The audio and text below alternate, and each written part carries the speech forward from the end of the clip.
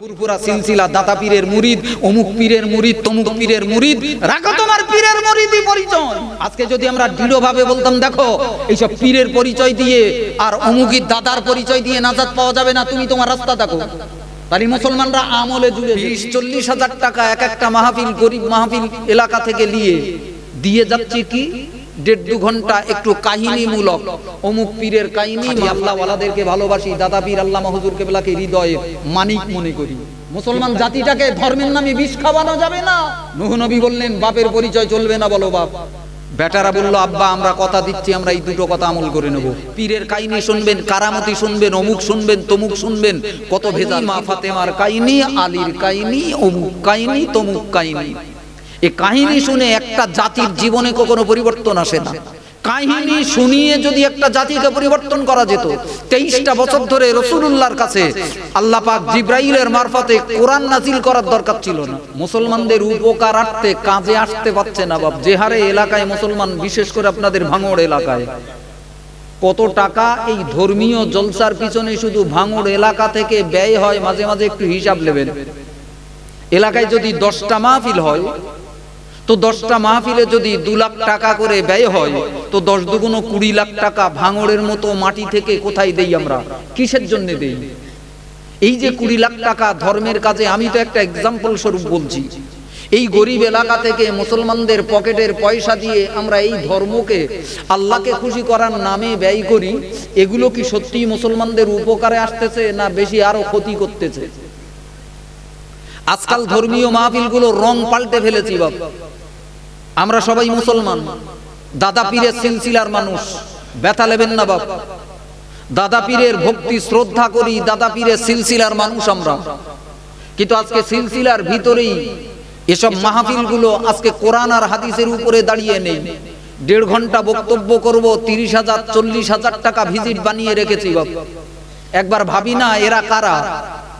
কাদের পকেটের পয়সা কেটে গরিব ঘরগুলো থেকে চাঁদা তোলা পয়সাগুলো নিয়ে আমি আরাম আয়েশে জিন্দেগি বসর করছি ধর্মের নামে, পীরের নামে। এ বাদ বিচার করার মতো মানুষ আর নেই। 30-40 হাজার টাকা এক একটা মাহফিল, গরিব মাহফিল এলাকা থেকে দিয়ে যাচ্ছে কি 1.5-2 ঘন্টা একটু কাহিনীমূলক, অমুক পীরের কাহিনী, মা ফাতেমার কাহিনী, আলীর কাহিনী, অমুক কাহিনী, তমুক কাহিনী। এই কাহিনী শুনে একটা জাতির জীবনে কখনো পরিবর্তন আসে না। একটা জাতি তার জীবনটাকে পাল্টাতে পারে না। একটা আল্লাহরা জাতি তার জীবন গড়তে পারে না বাপ। যদি কাহিনী শুনে একটা জাতির জীবনে পরিবর্তন আসতো, কাহিনী শুনিয়ে যদি একটা জাতিকে পরিবর্তন করা যেত, 23টা বছর ধরে রাসূলুল্লাহর কাছে আল্লাহ পাক জিবরাইলের মারফতে কোরআন নাজিল করার দরকার ছিল না। কথা বলেন ঠিক না ভাই? ঠিক। নবী শুধু কাহিনী বলে দিত। আজকে আমরা ধর্মীয় মাহফিলগুলো কোথায় নিয়ে গেছি? নামাতে নামাতে। একদিকে আমরা ধর্মের গণ্ডিটাকে তছনছ করে ভেঙে ছিঁড়ে ফেলেছি, অপরদিকে সব মাহফিলগুলো আজকে দলবাজি মতো হয়ে দাঁড়িয়েছে বাপ। বিভিন্ন মুসলমানদের ভিতরে বিভিন্ন ফেরকা, বিভিন্ন দল। যে দলের আলেম সেই দলের গান গেয়ে বাড়ি যায়। ব্যথা নেবেন না, আপনারা আমার আপনজন বাপ। আপনাকেও মরতে হবে, আমাকেও মরতে হবে, খোদার কাছে ফিরে যেতে হবে, জবাবদিহি করতে হবে। আজকে আমরা সিলসিলায় ফুরফুরা শরীফের মানুষ, কিন্তু আমাদের ভিতরেও বিভিন্ন ফারাক দেখা যাচ্ছে বাপ। মতপার্থক্য এসে দাঁড়িয়ে যাচ্ছে, এক হতে পারিনি।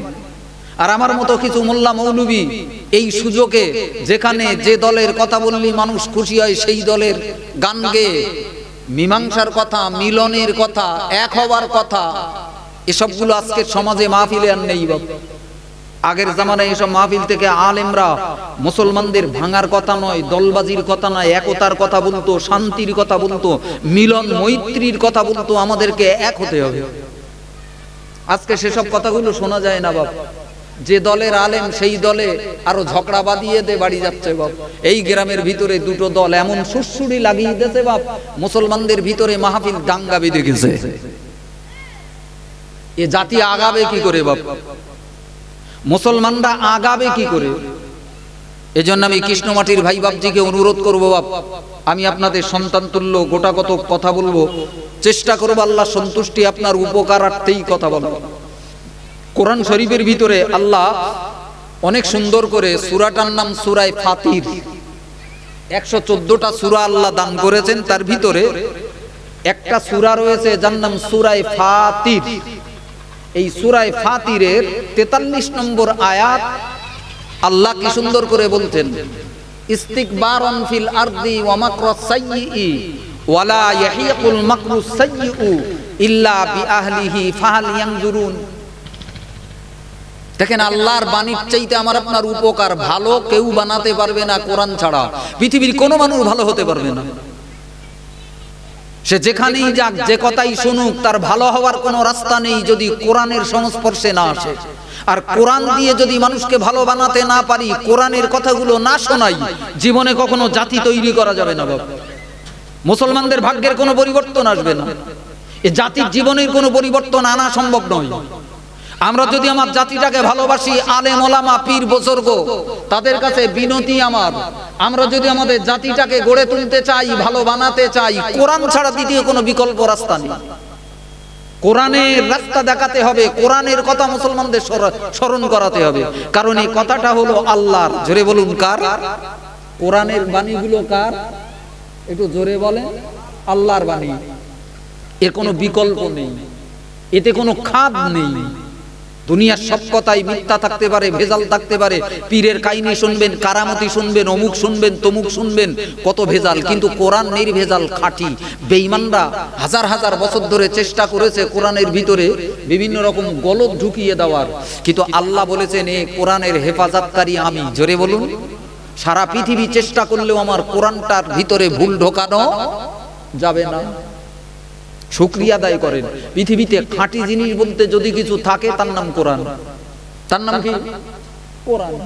এই কোরআন দিয়েই আমাদের জীবন গড়তে হবে বাবা। কোরআন যে কথা বলেছে সেই কথাটাকে দামি মনে করে, মূল্যবান মনে করে জীবনটাকে পাল্টাতে হবে। আমরা কি মনে করি হুজুরির কথার দাম দেই বেশি, কোরআনের কথার দাম দেই না। কারণ তো এটা কুফরি তুল্য। আল্লাহ যদি কিয়ামতের ময়দানে বলে হুজুরির কথার দাম দিলি আর আমি আল্লাহ বলুলুম সে কথাটা শুনতে পাসনি, কি জবাব দেব আমরা? কি মুখ দেখাবো? ১৫০০ বছর মুসলমান জাতির লম্বা ইতিহাস, ১৫০০ বছরের, কোনি ২০০০ বছরের মুসলমান জাতির লম্বা ইতিহাস আপনি তরে তরে পরতে পরতে দেখলে দেখবেন যে যখন কোরআনের শরণাপন্ন হয়েছে, কোরআন তার জীবনটাকে পাল্টে দিয়েছে। জোরে বলুন। উদাহরণ নেন, হযরত ওমর আমার নবীর মাথা কাটতে গেল, পণ করে বসলো মুহাম্মাদের মাথাটা কাটবো আমি, পানি পান করব না, পণ করে দৌড়ালো। এর নাম কোরআন। আজ আমরা কাজে লাগাতে পারিনি বাপ। অজনসিয়াতের মাহফিলগুলো যদি কোরআনকে লাগাতাম, কোরআনের বাণীগুলো অন্তত বলতাম, কাহিনী বলার দরকার নেই, ঘটনা বলার দরকার নেই, কোরআনের কথাগুলো যদি বলতাম, আমার জাতির কপাল খুলে যেত বাপ। কিন্তু বলতে পারিনি, শোনাতে পারিনি। আমরাও কিছু শ্রোতা আসি, কোরআন শুনতে চাই না বাপ। কাহিনী শুনতে আসি, কাহিনী শুনতে আসি, ঘটনা শুনতে আসি। এজন্যই আমাদের জীবনে পরিবর্তন আসে না। হযরত ওমর রাদিয়াল্লাহু তাআলা আনহু আপনাদের জানা কথা শুধু মনে করিয়ে দিয়ে প্রতিজ্ঞা করে বসলো রাসূলুল্লাহর মাথাটা কাটবে। বাপদাদার ধর্মের বিরোধিতা করে, দেবদেবীর বিরুদ্ধে কথা বলে, এক আল্লাহর কথা বলে বেড়ায়, এ মেনে নেওয়া যাবে না। এটা কখনো সহ্য করা যায় না। হযরত ওমর ফোন করে তরবারি ধার দিয়ে লকলকে ঝকঝকে তরবারি নিয়ে ঘর থেকে বেরিয়ে পড়লেন। রাসূলুল্লাহর চির দুশমন আল্লাহর নবীর মুন্ডু কাটবেন। পৃথিবীর মুসলমানদের মনে রাখা দরকার, আল্লাহ ঘোরাতে ঘোরাতে ঘোরাতে ঘোরাতে নিয়ে গেলেন ঠিক কোরআনের কাছে। জোরে বলুন। যাচ্ছিল নবীর মাথা কাটতে, কিন্তু নবীর কাছে প্রথমে যেতে পারলো না। এর ভিতরে খোদার হিকমত মুসলমানদেরকে বুঝতে হবে। হযরত ওমরের টার্গেট ছিল মুহাম্মাদের কাছে যাব, তার মাথাটা, তার মুন্ডুটা কাটবো, কিন্তু আল্লাহ রাস্তাটাকে ঘুরিয়ে দিলেন, নিয়ে গেলেন কোরআনের কাছে। জোরে বলুন। কারণ পরিবর্তনের জায়গা তো কোরআন। কি করে রাস্তা পাল্টালো, পরিবর্তন হলো, এই ইতিহাস নিশ্চয়ই আপনাদের জানা রয়েছে। প্রতিমধ্যে এক বন্ধুর সঙ্গে কথোপকথন। বন্ধু হযরত ওমরের রুদ্র মূর্তি দেখে, ভয়াল মূর্তি দেখে জিজ্ঞাসা করলো, কোথায় চলেছো গো নাঙ্গা তরবারি নিয়ে? বলে আমি যাচ্ছি মুহাম্মাদের মাথা কাটবো। বলে তাই নাকি? বলে ও মুহাম্মাদের মাথা কাটবে? ওমর, আমি জানি তুমি পালোয়ান, কিন্তু তোমার কি হুঁশ নেই? যারা কলেমা পড়েছে, মুহাম্মাদের আপনজন, গোত্রীয় আপনজন, প্রিয়জনেরা তোমাকে ছেড়ে দেবে? হযরত ওমর আরো খেপে গেলেন, এই তোমার কথার ভিতরে যেন মুহাম্মাদের ভালোবাসা মহব্বতের গন্ধ লাগতেছে, কি গো তুমিও কলেমা পড়েছো নাকি? তরবারি উঁচিয়ে নিয়ে মারতে যাবে। আল্লাহ কিভাবে ঘুরিয়ে দিচ্ছে দেখেন, কোথায় গেলে হেদায়েত পাওয়া যায়।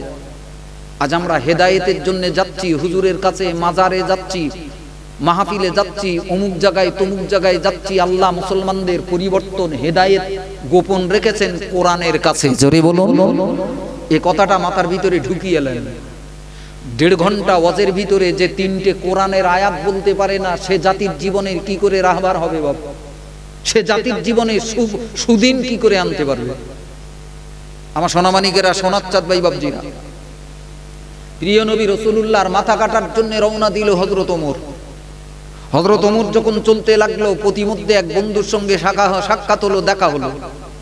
সঙ্গে তার ওসিলায় আল্লাহ ঘুরিয়ে দিলেন, আরে তুমি মুহাম্মাদের মাথা কাটতে যাচ্ছ, কলেমা পড়া অন্যায় অপরাধ যদি হয়, তোমার গুনগুনাই তো আগে থাকতে কলেমা পড়ে নিয়েছে। জোরে বলুন সুবহানাল্লাহ। দেখেন কোথায় হেদায়েত আল্লাহ লুকিয়েছে। হযরত ওমর এখান থেকে ব্যাক করলেন, মাথায় খুন চেপে গেল। আমার বোন, আমার ভগ্নিপতি, এরা কলেমা পড়বে? সত্যিই তো এটা দৃষ্টিকটু। পরকে শাসন করব কি করে, ঘরটাকে যদি সামলাতে না পারাই? সোজা একেবারেই বোনের ঘরের দরওয়াজা। আর আল্লাহর কুদরত দেখেন, যে সময়ে ঘরের দরওয়াজায় পৌঁছেছে, ঘরে তখন চলছে কোরআন তেলাওয়াত। জোরে বলুন, আরো জোরে বলেন। হাজিবাজি পথ শুনে লাভ নেই বাবা, ব্রেনটাকে সাফ করতে হবে, সত্যটাকে বুঝে দিতে হবে। আপনি দাঁড়িয়ে বলুন, আমি মুসা কালিম আপনার ভাইয়ের মতো, কোনো মাইন্ড করব না। আমি যদি ভুল কথা বলি আমার সামনে বলুন, চার দোকানে বসে সমালোচনা করবেন না বাবা। আজকে গোনাগুলো পান্তা ভাতের মতো হয়ে দাঁড়িয়েছে। মাহফিল থেকে শিখি, হুজুররাই বসে সমালোচনা করতেছে। হুজুররাই 1.5 ঘন্টা ওয়াজ শুধু বিরুদ্ধে, এ কাফের সে কাফের, এ বেঈমান সে বেঈমান, খানিকটা হাবিজাবি বকে মুসলমানদের উত্তক্ত করে চলে যাচ্ছে। আগুন লাগিয়ে দিয়ে যাচ্ছে, পানিটা ছিটাবে কে? মুসলমানদের ভিতরে একতার দরকার, মিলনের দরকার। আমরা একই দাদা পীরের সিলসিলার মানুষ, ভুল একজন করতে পারে, ভুল একজন আর হতে পারে, এর কি মীমাংসা নেই? কেন আমরা তেল পানি না ছিটিয়ে তেল ছিটিয়ে এই বিরোধটাকে আরো বেশি করে তুলি? আর আমরাও কিছু শ্রোতা আসি বাপ, আমরাও আমাদের অবস্থান ঠিক করে লিজি বাপ। এই বিরুদ্ধে কথাটা, এই আজে বাজে ভাষা টাষা বিরুদ্ধে অস্টজ না শুনলি যেন মন পোষায় না। আল্লাহ এটা চায় না বাপ। মূল উদ্দেশ্য টাকা পাওয়া নয়, দুনিয়ার রাজনীতি করা নয়, নেতাগিরি করা নয়, বাহাদুরি করা নয়। মানব জীবন ওই মানুষটাই সফল কাম, ওই মানুষটাই বেঁচে যাবে যে দুনিয়ার জীবনে টার্গেট বানাতে পেরেছে আল্লাহকে। আমি আল্লাহকে খুশি করতে চাই, আল্লাহ পেতে চাই। জোরে বলুন। আজ আর মুসলমানদের এই মকসুদ নেই বাপ। কেউ টাকার পিছনে দৌড়াচ্ছে বাপ, কেউ সোনা দানার পিছনে, বিবি বাচ্চার পিছনে, কেউ দুনিয়ার পিছনে। আজকে মানব জাতি, আজকে শুধু মুসলমানরা নয়, সারা পৃথিবীতে দৌড়াচ্ছে। এই মুসলমানরাও সেই তালে তাল মিলিয়েছে বাবা। মুসলমানদের জীবনের লক্ষ্য হারিয়ে গেছে। আমার মালিককে আমি কি করে খুশি করব? আল্লাহর সন্তুষ্টি আমার কাছে বড়। কোরআন শরীফের ভিতরে এই কথাটাই আল্লাহ বলতে যে স্পষ্ট ভাষায় বললেন, ওয়ারিদওয়ানুম মিনাল্লাহি আকবর। দুনিয়াতে যার টাকা আছে সে বড় নয়, দুনিয়াতে গাদা গাদা সোনাদানার মালিক যে ওই বড় নয়, বরং মরণের পরে ওই কারণে হয়তো জাহান্নামের খোরাক হবে। ভালো ভালো জায়গা জমির মালিক যে ওইটি বড় নয়। রাস্তার ধারে দামি দামি খাসির মাথার মতো জায়গা রয়েছে, সে ঠ্যাং নাচাচ্ছে, এও মালিক নয়। মালিককে মালিক পৃথিবীতে বড় কেবলমাত্র একজন পৃথিবীতে। আল্লাহ ওই মানুষগুলোকে বড় বানিয়ে দেবেন, তারা দুনিয়ায়ও বড়, মরণের পরে কবরেও বড়, হাসরেও আল্লাহ বড় বানিয়ে রাখবেন। জোরে বলুন কারা তারা? আল্লাহ বললেন ওয়ারিদওয়ানুম মিনাল্লাহি আকবর। এরা আল্লাহর সন্তুষ্টি খুঁজে বেরিয়েছে। জোরে বলুন সুবহানাল্লাহ। কোথায় গেলে আমি আল্লাহ পাবো? কোথায় গেলে আমার কপালে আল্লাহ জুড়বে? কোন জায়গায় গেলে আল্লাহ খুশি হবে? এই যারা খুঁজে বেরিয়েছে, আল্লাহ তাদের দুনিয়ায় ইজ্জতটাকে বাড়িয়েছেন, মরণের পরে কবরেও আল্লাহ তাদের সম্মান দিয়েছেন, হাসরের ময়দানে আল্লাহ বাদশা সম করে উঠাবেন। আমার কৃষ্ণমাটির ভাই বাপজিরা, একটা মূল্যবান বিষয় আপনাকে বলবো। আজকে পাড়ায় ওয়াজ নসিহত গুলো হয়, কিন্তু ওয়াজ নসিহত থেকে শিক্ষার মতো কিছু আর আমরা পাই না। 1.5-2 লক্ষ 3 লক্ষ টাকা খরচা করে এলাকার মুসলমানরা জলসা দেয়, একটু কোরআনের কথা হাদিসের কথা শুনবো, জীবনটাকে পাল্টাবো, জীবনে পরিবর্তন আনবো। আল্লাহ এটা চায় না। তো যে কথাটা আমি আপনাকে বোঝাচ্ছিলাম, হযরত ওমরকে এতটা বাক মারিয়ে সোজা নিয়ে গেলেন কোরআনের কাছে। কোরআনের আওয়াজ কানে এসেছে, কোরআনের মধুর আওয়াজ কানে যেই না ঢুকেছে, হযরত ওমরের ভিতর থেকে আমাবস্যার গাঢ় অন্ধকার, কুফরি জাহিলিয়াতের অন্ধকার কাটতে শুরু করেছে। পূব আকাশে গাঢ় অন্ধকারের ভিতরে যেমন একটা নূতন সূর্য উদিত হয়, আস্তে আস্তে আলো ছড়ায়, অন্ধকার পালায়, হেদায়েতের সূর্য ঠিক তেমনি যে মানুষের হৃদয়ে আল্লাহ জ্বালিয়ে দেয়, তার মনটা পরিষ্কার আলোক উজ্জ্বল হয়ে যায়। জোরে বলুন। নূতন এক সূর্য উঠতে শুরু করলো, হযরত ওমরের ঘোর কাটতে শুরু করলো। এক পর্যায়ে বোনের কাছে একটু আঘাত করার পরেও কোরআনের আয়াত শুনতে চাইল। এই তোমার ঘরে গুনগুন গুনগুন করে প্রাণ কাড়া একটা মধুর আওয়াজে কি একটা শুনছিলাম, ভাষা ছিল আরবি, মাতৃ জবান। কোরআন যা বলছে সব বুঝে আসে। জোরে বলুন সুবহানাল্লাহ। আমার এই বাংলা ওয়াজ যেমন আপনাদের কাছে ব্যাখ্যা করা লাগে না, অনুবাদ করা লাগে না, ট্রান্সলেশন করা লাগে না, কারণ আপনিও বাংলা ভাষী, আমিও বাংলা ভাষী। কোরআন আরবি ভাষায়, ওমরের ভাষা মাদ্রি জবানও আরবি, ব্যাখ্যা করা লাগে না। কোরআনের আয়াত শুনলেই তার অর্থ বুঝে যায়। জোরে বলুন, আরো জোরে বলুন। ঘরের ভিতর থেকে মধুর কণ্ঠে ভেসে আসতেছে, ইন্নী আনাল্লাহ। এই দুনিয়ার বান্দা, কোথায় দৌড়াচ্ছ? কাকে আল্লাহ বলে মেনে নিয়েছো? পাথর প্রতিমা, দেবদেবী, ভগবান দেবতা, গাছগাছালি, চাঁদ সূর্য? না, এসব ভুল। ইন্নী আনাল্লাহ, নিশ্চয়ই আমি এক আল্লাহ। জোরে বলুন, লা ইলাহা ইল্লা আনা। পৃথিবীতে মালিকের আসনে, প্রভুর আসনে বসাবার মতো পৃথিবীতে আর কেউ নেই আমি আল্লাহ ছাড়া। জোরে বলুন, আরো জোরে বলুন। হযরত ওমরের বুকটা যেন থরথর থরথর করে কেঁপে উঠলো। কি আওয়াজে, এ কি আওয়াজ? আমাদের তো 360টা দেবতার আসনে বসিয়ে দৈনন্দিন পূজা করি, আর এ কি আওয়াজ? বোনের কাছে কাকুতি মিনতি করে বলল, কি শুনছিলাম গো? বলে কোরআন। বলে আর একটু শোনাও না। বলে না, শোনানো যাবে না, শোনানো যাবে না।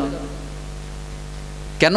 বলে কোরআন বড় পাক পবিত্র, তুমি এখনো পাক হতে পারোনি, তোমার কুফরি, তোমার জাহিলিয়াত এখনো তোমার হৃদয়ে ভাসতেছে, তোমাকে শোনানো যাবে না, তোমাকে শোয়ানো যাবে না।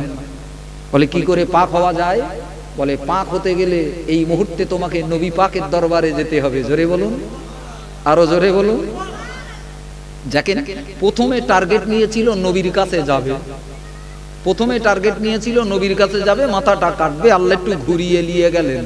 কোরআনের কাছে আগে ধাক্কা খাওয়ালেন, অন্ধকারটাকে বিদায় করালেন, নূতন সূর্য হৃদয়ে উদয় করালেন কোরআনের ওসিলায়। এরপর নবীর দরবারে আল্লাহ নিয়ে যাচ্ছেন। জোরে বলুন, আরো জোরে বলুন। এই শিক্ষাটুকু আপনি কবুল করুন, আপনার জীবন তৈরি হয়ে যাবে। বাবা, লম্বা ওয়াজ শোনার দরকার নেই। আর আমি যে কথাটা বলছি খাঁটি হাদিসের কথা বলছি, দায়িত্ব নিয়ে বলছি। বর্তমান জামানায় আলেম ওলামাদের দায়িত্ব কমে গেছে। বাবা, ধর্মীয় কথা বলতে গেলে আগের জামানার আলেমরা যত ভয়ে খাঁটি কথাটুকুন বলতো, আজকের জামানার আলেমদের মুখ কাঁপে না। বাবা, যা মুখে আসতেছে তাই বলে যাচ্ছে, শুধু সময় কাটাবার আর মানুষের মনোরঞ্জন করার চিন্তায়। ধর্ম এর নাম না। বাবা, আমার সোনামানিকেরা, সোনাচ্চাঁদ ভাই বাবজিরা, পয়গম্বরের শেষ জীবনের এই শিক্ষাটুকুন যে মুসলমানটা মানবে, আল্লাহ তার রাস্তা বার করে দেবে, নাজাত পেয়ে যাবে। জোরে বলুন, আরো জোরে বলুন। নূহ নবী দুটো মানার জন্য হুকুম করলেন। কটা? দুটো। প্রথমটা কি ছিল? শিরিক। খবরদার শিরিক করবে না। ভালো করে মাথার ভিতরে ঢুকিয়ে নেন, আপনি যদি ভালো মানুষ হতে চান, জাহান্নাম থেকে বাঁচতে চান, কবরের আযাব থেকে বাঁচতে চান। হরবকত শিরিক করতেছে, আর মাঝে মাঝে বছরে একবার খাজা বাবার দরবারে গিয়ে একটু দেখ চাপিয়ে মাল মনে করতে আমি একেবারে জান্নাতি হয়ে গেছি। কি ভুল ধারণা মুসলমানদের ভিতরে জন্মাচ্ছে। সারা জীবন শিরিক থেকে বাঁচতে পারলো না, বছরে একদিন হুজুর এনে বাড়ি জলসাতে দোয়া করিলে মনে করতে আল্লাহর জান্নাত আমি কিনে লিছি। শিরিক থেকে নিজে বাঁচতে পারলো না, আল্লাহ নাফরমানি থেকে বাঁচতে পারলো না। সুদ খেয়ে ঘুরে বেড়াচ্ছে, বছরে একদিন বাড়ি মাহফিল দিচ্ছে, বাপ মরে গেছে কলমা খানি দিচ্ছে, লোকজন খাবিয়ে দিচ্ছে হুজুর এনে, ও মনে করতেছে কি না জানি একটা আল্লাহর ভালো কাজ করলো। বাঁচতে যদি চান, এক নম্বরে মুসলমানদের শিরিক থেকে বাঁচা উচিত। জোরে বলুন, শিরিক থেকে বাঁচা উচিত। নূহ নবী একথাই বলে গেলেন, এই শিক্ষাটুকু আমরা বাস্তবে আমল করি। 2 নম্বরে আল্লাহর নবী নূহ যে শিক্ষাটা দিলেন, বেটাদেরকে আপনজনদেরকে বলে যাচ্ছে কি সব সময় লা ইলাহা ইল্লাল্লাহ, এই পর্যন্ত এই কলেমাটা বারবার বলো, তোমার দিলের ময়লা কেটে যাবে। আর কলেমার দাম কত জানো? নূহ নবী বলতেছে, আল্লাহ রসুল নিজের ভাষায় বলতেছেন হাদিসে, সারা পৃথিবী 7 তবক জমিন আর 7 তবক আসমান দাড়ি পাল্লার এক পাল্লায় যদি চাপাও, মুসলমান কল্যাণ খুঁজতেছো, বরকত খুঁজতেছো, বরকত কোথায় দেখে লাও বাবা? কানা মুরগির মতো কনে দৌড়ছিস, যেখানে যাচ্ছিস ওটা যাওয়ার জায়গা না, ওটা তো ধ্বংসের জায়গা। ফিরে আয় আল্লাহর দরবারে, ফিরে আয় আল্লাহর কাছে, ফিরে আয়। আল্লাহ নবী বলতেছেন 7 তবক জমিন আর 7 তবক আসমান দাড়ি পাল্লার এক পাল্লায় যদি চাপিয়ে দাও, অপর পাল্লায় শুধু লা ইলাহা ইল্লাল্লাহ চাপাও, খোদার কসম আমি নবী বলছি, লা ইলাহা ইল্লাল্লাহর পাল্লা তোমার জন্য ভারী হয়ে যাবে। জোরে বলুন, আরো জোরে বলেন। এটাকে আমরা কদর করতে পারি না বাবা, এর দাম নেই। আল্লাহ আমার দিনদারি মানলার ভাই বাপজিরা ভালো করে মনে রাখুন, আল্লাহ নবী বললেন এই দুনিয়ার মুসলমানরা, আমার সাহাবীরা, আমার উম্মত উম্মাতানিরা, আল্লাহ নবী নূহ আলাইহিস সালাতু ওয়া সালাম যেদিন মারা যাবেন, ইন্তেকাল করবেন, আরে নবী নূহ আলাইহিস সালাতু ওয়া সালাম নিজের বেটাদেরকে মাথার কাছে ডেকে নিয়ে বললেন, আমার সন্তানেরা, আমার আলাউলাদেরা, আজ হয়তো বাবা বিদায় নেব, আর দেখা হবে না জীবনে কোনোদিন, আর তোদের মুখ দেখতে পাবো না, তোরাও আমার মুখ দেখতে পাবি না বাবা। আল্লাহ আমাকে পয়গম্বর তৈরি করলো, জামানা জলিল কদর নবী বানিয়ে দিল। শুনলে বাবা, কিয়ামতের ময়দানে বাপ নবী ছিল এ কথা বলে পার পাওয়া যাবে না। আজকে জামানায় দেখবেন অনেক নাদান মুসলমান রয়েছে, পীরের সঙ্গে সম্পর্ক নিয়ে অহংকার করে, আমার পীর অমুক পীর, আল্লাহ আমাকে নাজাত দেবে। কেউ বা মনে করে আমার দাদা পীর, আমার বাপ পীর, এজন্য আল্লাহ আমাকে ছেড়ে দেবে, আল্লাহ আমার হিসাব নেবে না, আল্লাহ আমার গুনাহ খাতা বিচার করবে না, আমি চির জান্নাতি হয়ে যাব। ও দিনদারি মানলার ভাই বাপজিরা, এর নাম ইসলাম নয়, এর নাম দ্বীন নয়, এর নাম কোরআন নয়, এটা ইসলামের বহির্ভূত ধ্যান ধারণা। বাপের বিচার তোমাকে দিয়ে আল্লাহ করাবে না। তোমার বাপ আমল করেছে, বাপ নাজাত পেয়ে যাবে, বাপের আমলে নাতি নাজাত পেতে পারবে না, বাপের আমলে দাদার আমলে বেটা নাজাত পেতে পারবে না। এর নাম ইসলাম। আল্লাহ যার বিচার তাকে দিয়ে আল্লাহ করাবেন। কোরআন শরীফ বলতেছে, ওয়ালা তাজিরু ওয়াজিরাতুম উযরা উখরা, তোমার বোঝা অন্য কেউ বহন করবে না। করবে বাপ? তাহলে এই ভুল ধারণায় থাকি কেন? এটা তো মুসলমান জাতিটাকে পিছিয়ে দিচ্ছে। আজকে যদি আমরা দৃঢ়ভাবে বলতাম, দেখো এইসব পীরের পরিচয় দিয়ে আর অমুকের দাদার পরিচয় দিয়ে নাজাত পাওয়া যাবে না, তুমি তোমার রাস্তা দেখো, তাহলে মুসলমানরা আমলে জুড়ে যেত। কথা বলেন, আবার ভুল বুঝে নেবেন না মুসা কালিম সাহেব পীর বিরোধী। খোদার কসম, অন্তরের মালিক আমার আল্লাহ, খাঁটি আল্লাহ ওয়ালাদেরকে ভালোবাসি, দাদা পীর আল্লামা হুজুর কেবলাকে হৃদয়ে মানিক মনে করি, কিন্তু তাই বলে জাতিটাকে বিষ খাওয়ানো যাবে না। মুসলমান জাতিটাকে ধর্মের নামে বিষ খাওয়ানো যাবে না। আমরা যত শিথিল করব, মুসলমানরা বিপদগামী হবে। নূহ নবী বললেন, বাপের পরিচয় চলবে না, বলো বাপ আমল করো। বেটারা বলল, আব্বা আমরা কথা দিচ্ছি, আমরা এই দুটো কথা আমল করে নেব। 2 নম্বরে নবী নূহ বলতেছে, দুটো তো আমল করতে বললুম, মানার কথা বললুম, এবার দুটো নিষেধের কথা বলবো। জোরে বলুন, আরো জোরে বলেন। আল্লাহ আল্লাহ, দেখেন পয়গম্বররা কি নির্যাস পৃথিবীতে উপহার দিয়েছে। ছেলেরা বলল, বলেন আব্বা আমাদের কোন আমলটাকে মানা করতেছেন, কি নিষেধ করতেছেন? একদিকে যেমন হুকুম থাকে, অপর দিকে তেমন নিষেধ থাকে। আমার দিনদারি মানলার ভাই বাপজিরা, কৃষ্ণমাটি নওজওয়ানেরা, যুবকেরা, মুরব্বীরা, মা বোনেরা আমার, একটু ভালো করে মনের কান নিয়ে শুনে রাখুন। জগৎ বরণ্য, জগৎ বিখ্যাত আল্লাহ বালা, আল্লাহর ইমাম গাজ্জালী রহমাতুল্লাহ আলাইহি এই হাদিসটাকে বর্ণনা করে কি সুন্দর বলতেছেন। আমার দিনদারি মানলার ভাই বাপজিরা, এই পৃথিবীর মুসলমানরা মনে রেখে দিও, দুটো আমলের কথা নবী নূহ নিজের বেটাদেরকে বললেন। 2 নম্বরে দুটো নিষেধের বানিয়ে শুনিয়ে গেলেন। নবী নূহ আলাইহিস সালাতু ওয়াস সালাম বেটাদেরকে বললেন, বেটারা 1 নম্বরে আমি যেটা তোমাদেরকে নিষেধ করি তার নাম হলো অহংকার। অহংকারটা যেন দিলের ভিতরে জায়গা দেবে না। খবরদার যেন তোমার দিলের ভিতরে অহংকার আনবে না। অহংকার বিভিন্ন ভাবে শয়তান তোমার ভিতরে জন্ম দেবে। কখনো বংশের অহংকার, কখনো রক্তের অহংকার, কখনো আমলের অহংকার, কখনো টাকার অহংকার, টাকার বড়াই, কখনো ক্ষমতার বড়াই। এই অহংকারে পৃথিবীর হাজার হাজার ভালো মানুষগুলো ধ্বংস হয়ে গেছে। হাজার হাজার মানুষগুলো তাদের জায়গা জাহান্নামে জাহান্নামে বানিয়ে লেছে। অহংকার যার ভিতরে ঢোকে আল্লাহ কখনো তাকে আপন বানিয়ে নেয় না। খবরদার, সাবধান, একটা বিষয় থেকে তুমি অতি সাবধানে জীবন তৈরি করো। এই নবী নূহ তার বেটাদেরকে শিখিয়ে যাচ্ছে। আজ আমাদের বেশি করে শিক্ষা নেওয়ার দরকার ছিল বাবা। আমরা পান্তা ভাত বানিয়ে রেখেছি বাবা। আল্লাহ হেফাজত করেন। এজন্যই আমি আপনাদের কোরআনের ওই আয়াতটাকে তুলে বলছিলাম বাবা, সূরা ফাতিরের 43 নম্বর আয়াত। আল্লাহ এই শিক্ষাই আমাদেরকে দিলেন। আল্লাহর কথাগুলো কত বড় কথা বাবা। আল্লাহ বললেন ইস্তিকবারন ফিল আরদি ওয়া মাকরাস সাইয়্যি। দুটো কারণে পৃথিবীর অনেক মানুষ ধ্বংস হয়েছে, জাতি ধ্বংস হয়েছে, সমূলে আমি আল্লাহ বিনাশ করে দিয়েছি। দুটো কারণে। কটা কারণ বলুন, জোরে বলুন। আজকেও মুসলমানরা ধ্বংসের রাস্তায় আগাচ্ছে এই দুটো কারণে। সেকালের রোগ আজকেও এসে দাঁড়িয়েছে। সামুদ জাতি ধ্বংস হলো, ফেরাউনের জাতি ধ্বংস হলো, হাজার হাজার পৃথিবীর অনেক মানুষ ধ্বংস হয়ে গেল দুটো কারণে।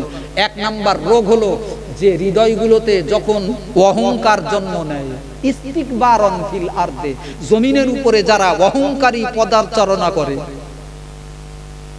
নিজেদেরকে বড় মনে করে, ভালো মনে করে, নিজেকে ছোট মনে করতে চায় না। আমরা কেউ নিজেদেরকে ছোট মনে করি, অথচ আল্লাহ আল্লাহ রসুলের শিক্ষা, ইসলামের শিক্ষা, কোরআনের শিক্ষা, তুমি নিজেকে সব থেকে ছোট মনে করো। জোরে বলুন, আরো জোরে বলুন। পোশাকে, চালচলনে, আচার আচরণে, কথাবার্তায় তুমি নিজেকে সবসময় অপরাধী মনে করো। আজ আমরা কি করি বাপ? পোশাক থেকে শুরু করে চালচলনে, আচার আচরণে, কথাবার্তায় আমি সব থেকে সেরা, আমার চাইতে ভালো পৃথিবীতে আর নেই, আমি কেডা, আমার পরিচয় দিয়ে ব্যস্ত। এ তো ধ্বংসের আলামত ভাই। কোরআন হাদিসের পরিষ্কার শিক্ষা। যাদের চোখ নেই তারা এ কথাগুলো মানতে পারে, কিন্তু যাদের কোরআন হাদিসের শিক্ষা আসে তারা জীবন দিতে রাজি, কিন্তু মেনে নেবে না। মানবে বাপ?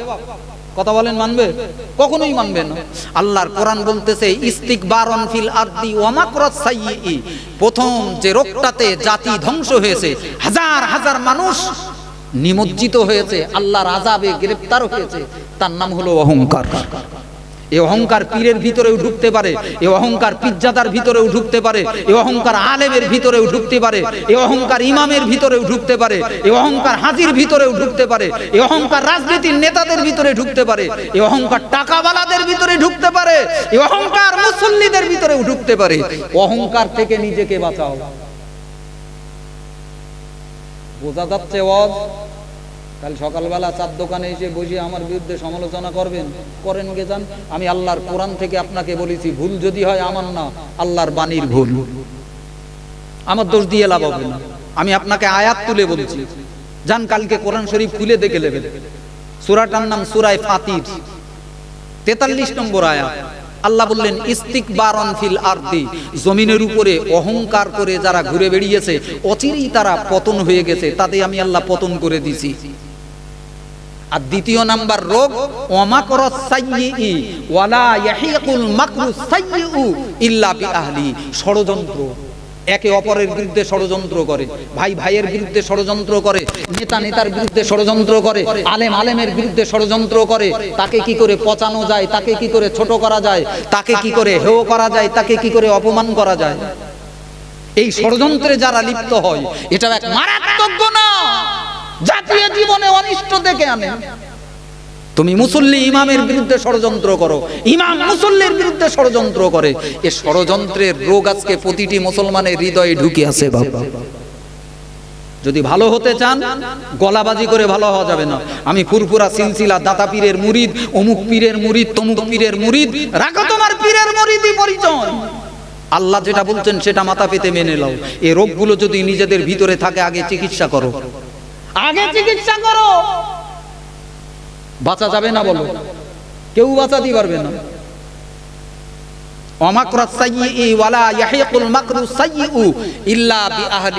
পরিণতি আল্লাহ বলে দিলেন এই দুটো পরিণতি। যে অপরের বিরুদ্ধে ষড়যন্ত্র করে, আল্লাহ বললেন এই ষড়যন্ত্র অপরকে সাময়িক হয়তো একটু কষ্ট দেয়, কিন্তু ষড়যন্ত্র তার ঘাড়েই আমি আল্লাহ ফিরিয়ে দিই। ইল্লা বিআহলিহি, যে ষড়যন্ত্র করে অপরকে ক্ষতি করতে চাইলো, আমি আল্লাহ ওই ষড়যন্ত্রের গর্তে তাকেই ফেলি। এটা আল্লাহর নিয়ম, এটা আল্লাহর নিয়ম। লা তাবদীলা লিকালিমাতিল্লাহ, আল্লাহ বললেন আমার নিয়মের কোনো পরিবর্তন হবে না। দুনিয়ার যে লোকটা অকারণে কোন মুমিন মুসলমানকে কষ্ট দেয়, ষড়যন্ত্র করে, এ ষড়যন্ত্রের জালে গর্তে আমি আল্লাহ তাকেই ফেলি। জোরে বলতে ইচ্ছে হয় না সুবহানাল্লাহ? একটু জোরে বলবেন না সুবহানাল্লাহ? পৃথিবীর ইতিহাস দিয়ে বোঝালে আপনাকে বোঝাতে সুবিধা হতো, যারাই ষড়যন্ত্র করে বেরিয়েছে সেই গর্তে নিজেরাই ডুবে মরেছে। প্রবাদ বাক্যের একটা কথা বলি যেটা আপনাদের ভালো বুঝে আসে। নবীকে সহ্য করতে পারে না মক্কার আবু জেহেল, এটা সহ্য করতে পারে না। এটা সহি হাদিসের কথা না হলেও আপনার বুঝতে সুবিধা। আবু জেহেল সহ্য করতে পারে না, ও নেতা, রসুল নেতা হয়ে গেছে, নবীকে চেনে, নবীকে মানে, ওর গাজালা করতে। এরাম আছে না বাপ? এরাম আছে না? মানুষ সব আমার ভক্ত হোক, আমার মুরিদ হোক, আমার কাছে আসা যাওয়া করুক, অন্যের কাছে কেন যাবে? আবু জেহেল ওই প্রকৃতির। এখন আবু জেহেল নবীকে সহ্য করতে পারে না, হাজারবার চেষ্টা করেও নবীর বিরোধিতাই কোনো কার্যকারী কিছু হয় না। আল্লাহ নবীর জন্য একটা কুয়া করলো রাস্তায়। কি করলো বলেন? কুয়া করলো।